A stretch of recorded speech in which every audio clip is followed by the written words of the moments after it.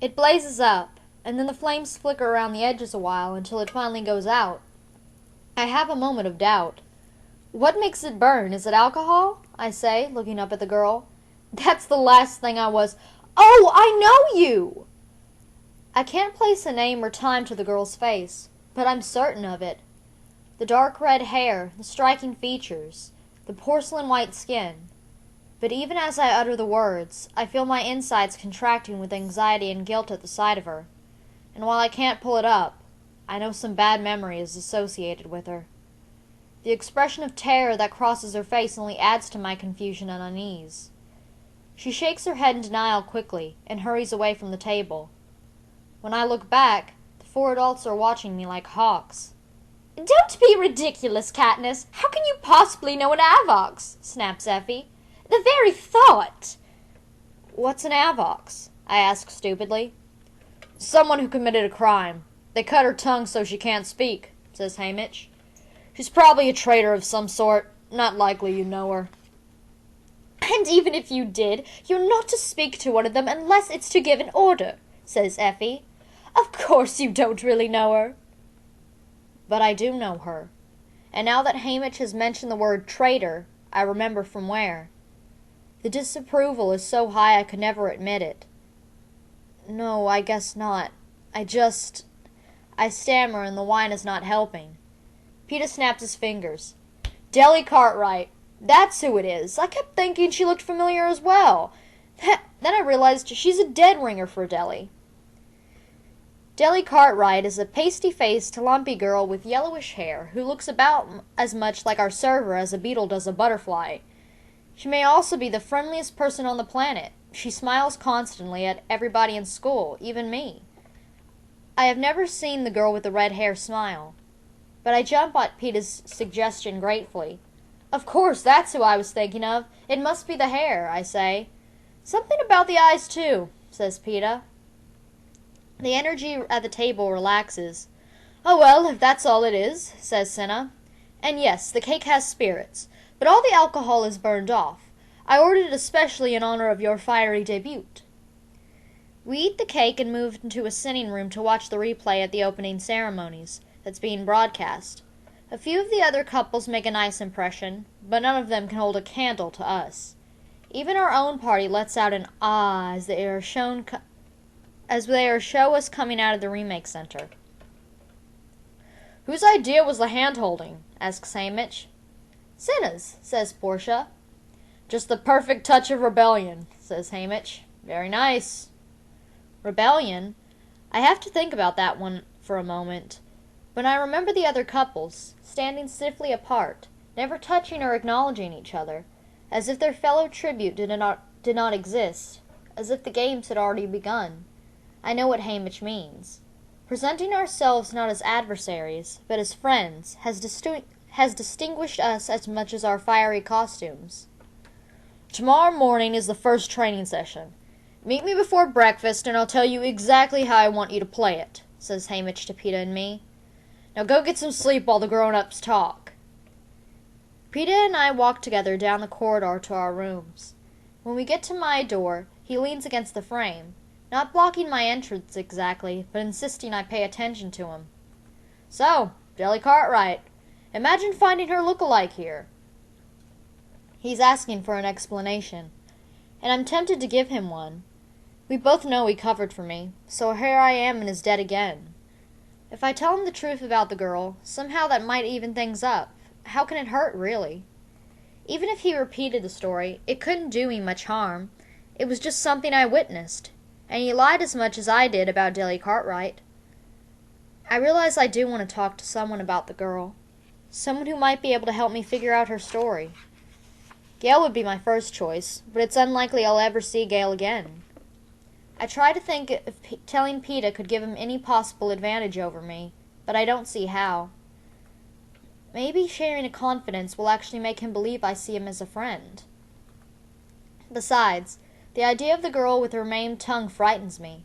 She has reminded me why I am here. Not to model flashy costumes and eat delicacies, but to die in a bloody death while the crowd urges on my killer. To tell or not to tell? My brain still feels slow from the wine.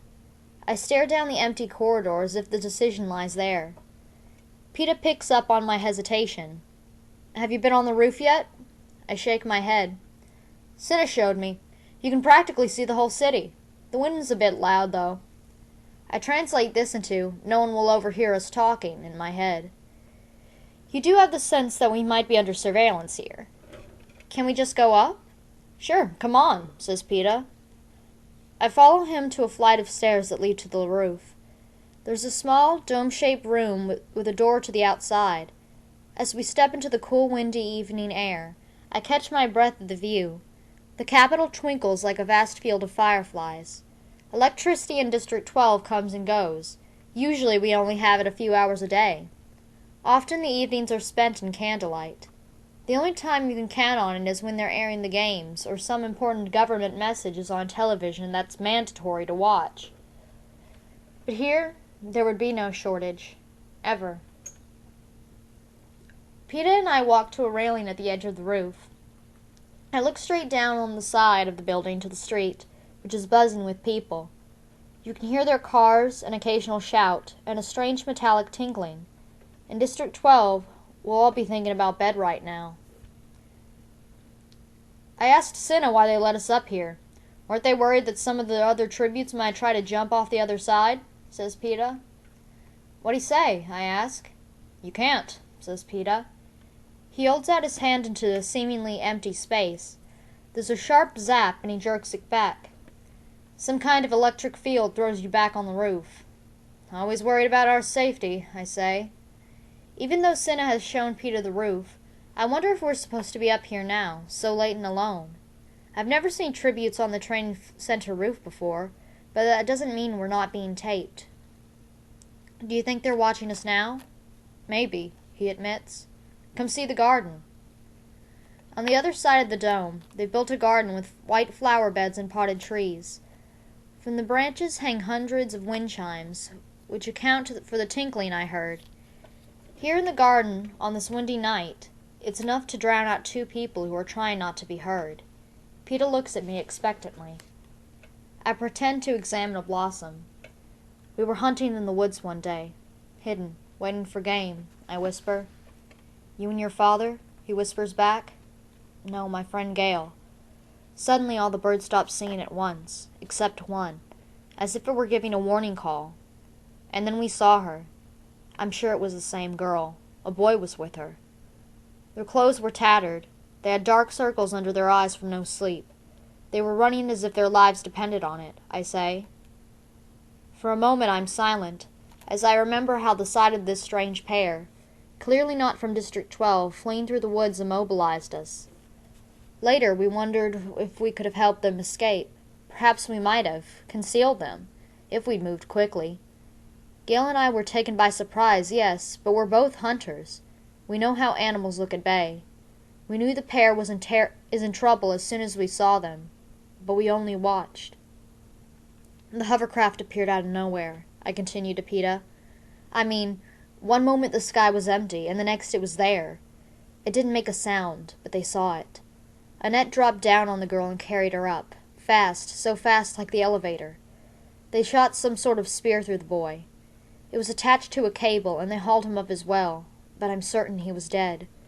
We heard the girl scream once, the boy's name, I think.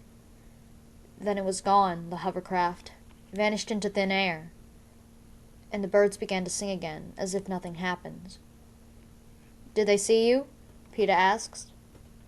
I don't know. We were under a shelf of rock, I reply. But I do know. There was a moment after the bird call, but before the hovercraft, where the girl had seen us.